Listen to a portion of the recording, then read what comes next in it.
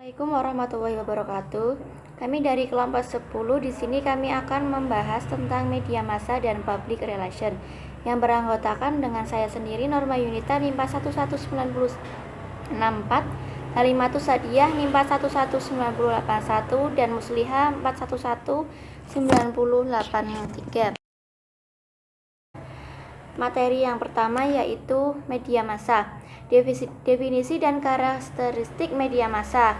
Menurut Hafidz Tsangara, media massa adalah alat atau sarana yang digunakan untuk menyampaikan pesan dari komunikator kepada khalayak. Sedangkan pengertian media massa sendiri alat yang digunakan dalam penyampaian pesan dari sumber kepada khalayak dengan menggunakan alat-alat komunikasi seperti surat kabar, film, radio, dan televisi. Sebuah media bisa disebut media massa jika memiliki karakteristik tertentu. Karakteristik media massa menurut Tsangara antara lain: A. Bersifat melembaga, B. Bersifat satu arah, C. Meluaskan dan serempak, D. Memakai peralatan teknis atau mekanis, E. Bersifat terbuka. Selanjutnya ada fungsi media massa. Adapun fungsi komunikasi massa bagi masyarakat menurut Dominic yang dikutip oleh Dennis McQuill di dalam bukunya sebagai berikut: A. Surveillance atau pengawasan, B. Interpretation atau penafsiran, C. Linkage atau pertalian, D. Transmission of values atau penyebaran nilai-nilai, E. Entertainment atau hiburan. Selanjutnya public relation. Public relation adalah secara bahasa merupakan fungsi manajemen yang memiliki sikap publik menyatakan kebijakan dan prosedur dari individu atau organisasi atas dasar kepentingan publik dan melaksanakan program kerja untuk memperoleh pengertian dan pengakuan dari publiknya. Sebagai sebuah profesi, seseorang public relation bertanggung jawab untuk memberikan informasi, mendidik, meyakinkan, meraih simpati, dan membangkitkan ketertarikan masyarakat atas sesuatu atau membuat masyarakat mengerti dan menerima sebuah situasi. Selanjutnya akan disampaikan oleh Mbak Halimatus Sadiah. Saya Halimatus Sadiah, NIM 4119081. Saya akan menjelaskan tentang beberapa jenis media massa. Media massa dibagi menjadi 3. Yang pertama, media massa elektronik. Media massa elektronik adalah sarana komunikasi massa melalui perangkat-perangkat elektronik seperti televisi dan radio. Yang kedua, media massa cetak. Media massa cetak adalah sarana komunikasi massa melalui tulisan seperti surat kabar, majalah, tabloid, dan lain-lain. Yang ketiga, media massa online. Media online disebut juga media daring atau dalam jaringan. Media internet atau media siber adalah media massa yang dapat kita temukan atau disajikan di internet atau situs web. Selanjutnya, kendala dengan media. Hambatan utama dalam pelaksanaan media relation adalah keterbatasan data dan informasi, keterbatasan anggaran, dan perbedaan kepentingan antara humas dan media massa dalam melaksanakan tugas dan fungsinya. Adapun tantangan-tantangan yang biasa dihadapi oleh seorang public relation adalah: yang pertama, pertumbuhan teknologi komunikasi, yang kedua, pengaruh media massa, dan yang ketiga, tingkat pendidikan, kelas sosial, demografi, dan khalayak yang berbeda-beda. Selanjutnya, opini dan propaganda. Yang pertama, proses terbentuknya opini publik. Timbulnya opini publik meliputi 2 sebab, yaitu direncanakan atau tidak direncanakan. Sebuah opini yang tidak direncanakan, kemunculannya dikeluarkan karena memang tidak mempunyai tujuan dan target tertentu. Sedangkan opini yang direncanakan, maka keorganisasian, media, target tertentu yang menjadi sasaran akan menjadi lebih jelas.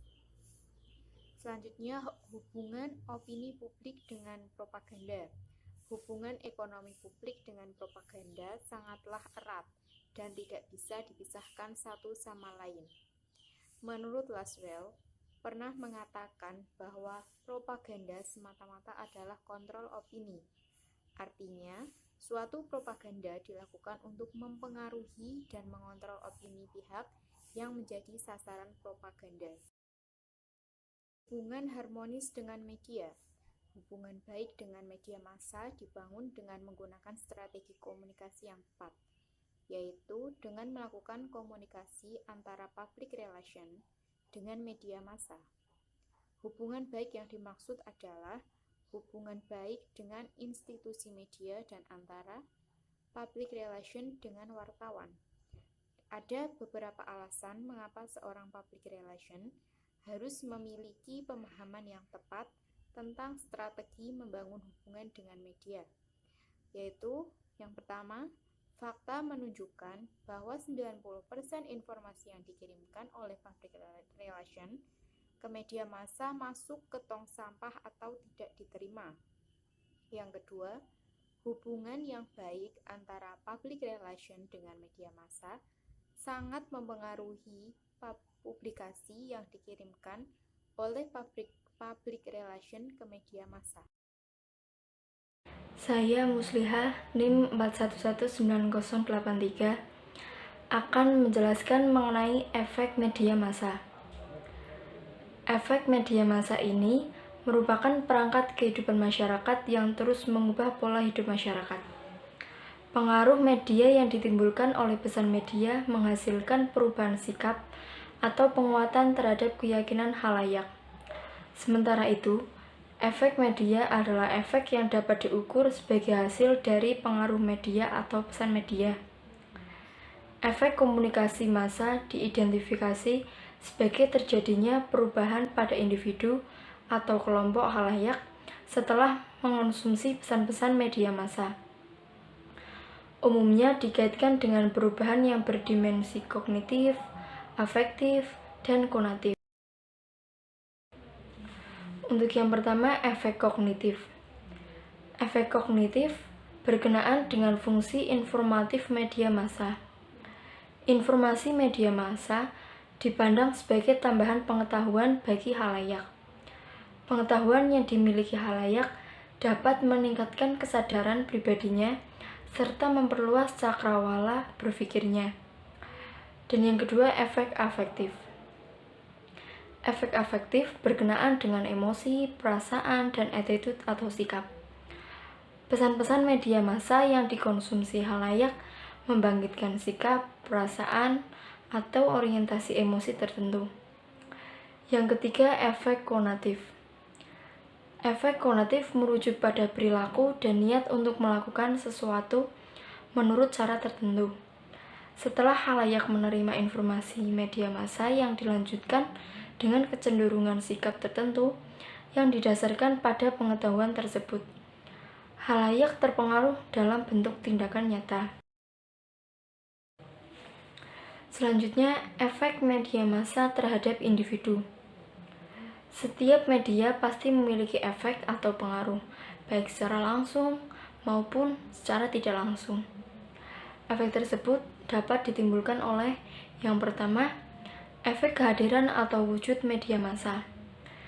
Efek yang ditimbulkan oleh kehadiran atau wujud fisik media, misalnya status sosial menjadi tinggi, kebiasaan tidur yang berubah, penggunaan shampoo yang diiklankan, atau menggantikan abu merang padi. Kesenangan menyanyikan lagu-lagu rock atau dangdut yang semula lagu-lagu qasidah, membuat pistol-pistolan kayu, dan menembak kucing dengan gaya bintang film di TV. Stephen Giff menyatakan ada 5 efek kehadiran media massa sebagai benda fisik, yaitu efek ekonomis, efek sosial, efek pada penjadwalan kegiatan sehari-hari, efek pada penyaluran atau penghilangan perasaan tertentu, dan efek pada perasaan orang terhadap media. Yang kedua, efek isi pesan yang disampaikan. Efek yang ditimbulkan oleh isi pesan yang disampaikan media terlihat dari jenis perubahan yang terjadi pada diri halayak atau perubahan kognitif, perubahan perasaan atau sikap atau perubahan afektif, dan perubahan perilaku atau perubahan behavioral. Sekian dari kelompok kami. Apabila ada kesalahan, kami minta maaf yang sebesar-besarnya. Wassalamualaikum warahmatullahi wabarakatuh.